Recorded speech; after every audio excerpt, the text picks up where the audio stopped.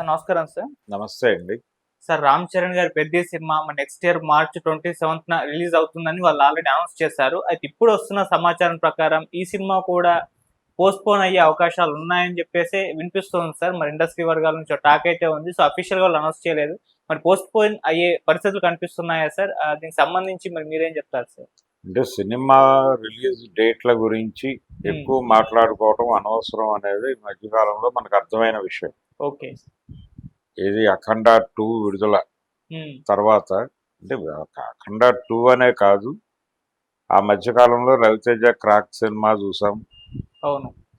ఇలా చాలా సినిమాలు ఫైనాన్షియల్ ప్రాబ్లమ్స్, టెక్నికల్ ఇష్యూస్, ఇలా రకరకాల అంశాలతో డిలే అవుతాం అనేది జరుగుతూ వస్తుంది.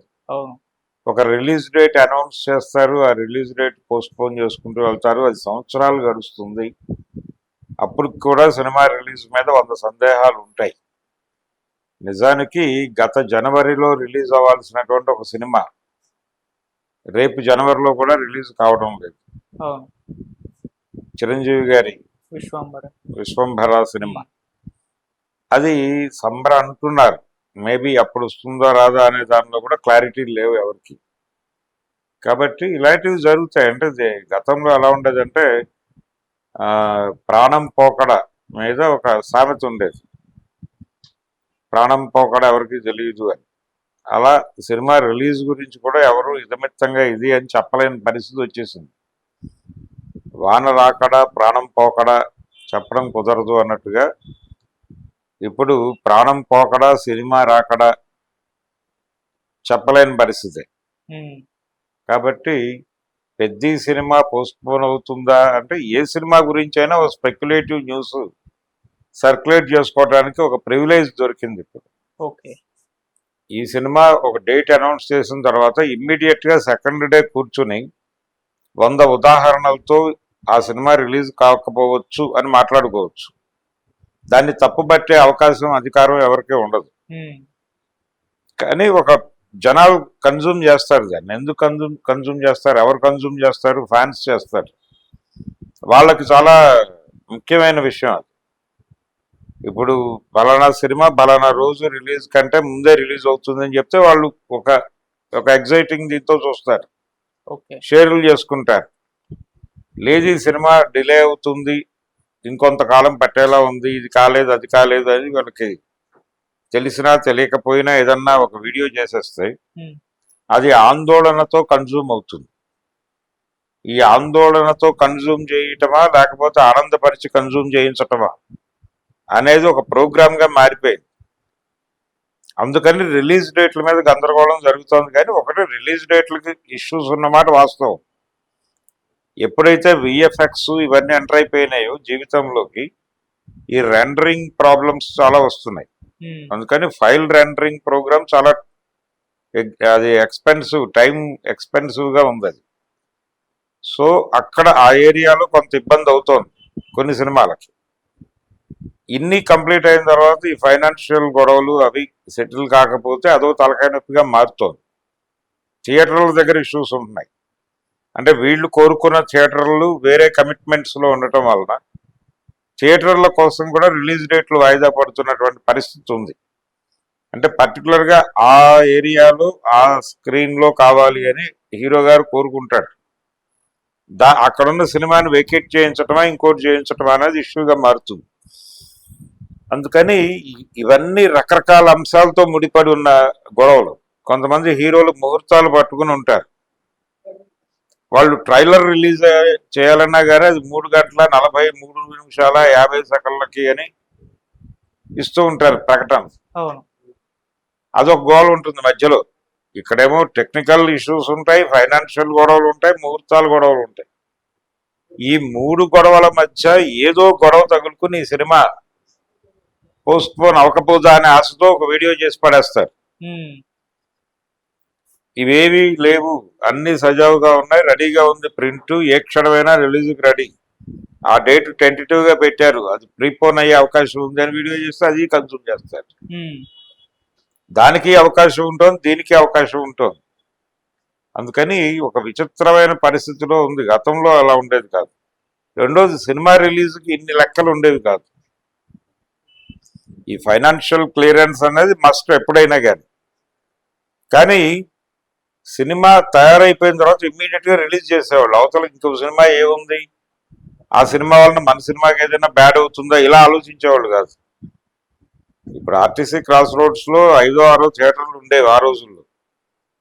ఉంటే 6 థియేటర్లోనూ కొత్త సినిమాలు రిలీజ్ చేసుకునేవాడు.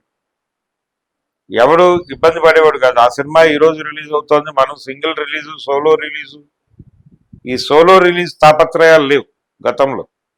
ఇప్పుడు సోలో రిలీజ్ తాపత్రయాలు కూడా పెరిగినాయి. అందుకని ఈ సోలో రిలీజు, జాతకము, ఫైనాన్స్ క్లియరెన్సు, ల్యాబ్ క్లియరెన్సు, ఇలా ఒక 7-8 అంశాలు ముడిపడి ఉన్నాయి.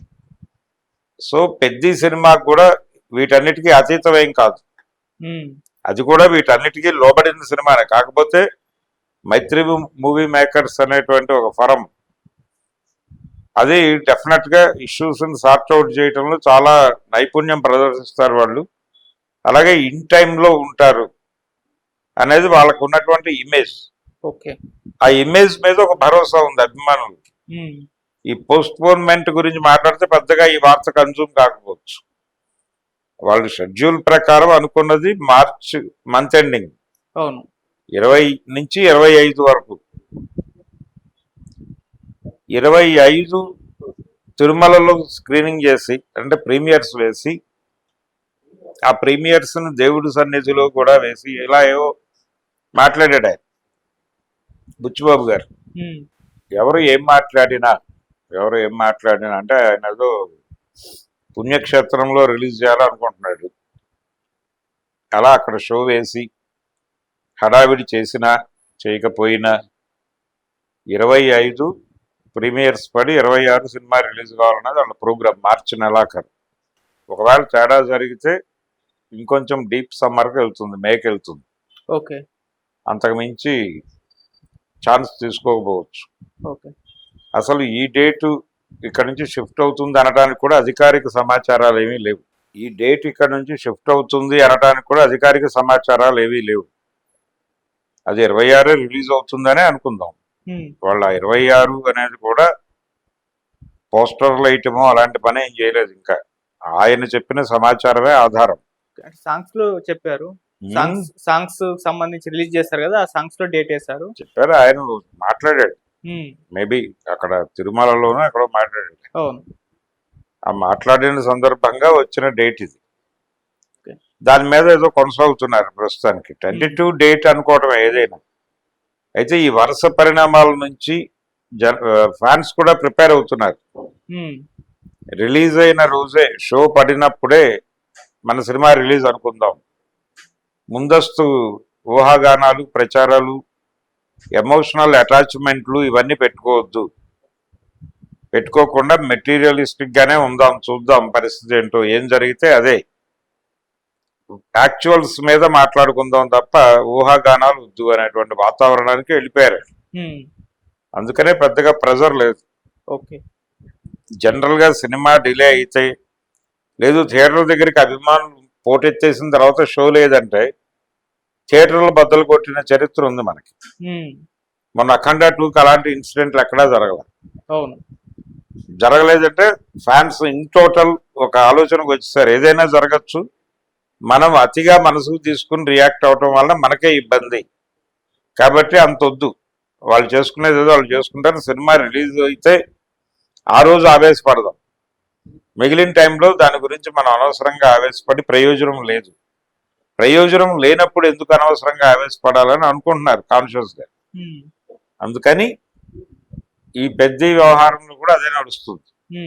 వాళ్ళు కూడా నింపాదిగానే ఉన్నారు, ఏం టెన్షన్ పట్టలేదు, ఆందోళన లేదు, చూస్తున్నారు ప్రశాంతంగా. సినిమా రిలీజ్ ఆ రోజు జరిగితే మంచిదే, జరగకపోయినా పెద్ద ప్రమాదం ఏం కాదు. మన హీరో గారు కల్పించుకుని ఏదో పద్ధతిలో సినిమాని ఈ వారం కాదు ఇంకో వారం ఏం చేస్తాడనే కాన్ఫిడెన్స్ ఉంది వాళ్ళలో. అందుకని ఏం టెన్షన్ లేదు. అది 26 రిలీజ్ అవుతుంది అనేది ఫిక్స్ అవుదాం. 25 ప్రీమియర్స్ తో మొదలవుతుంది అనుకుందాం. Okay sir, thank you so much. Thank you.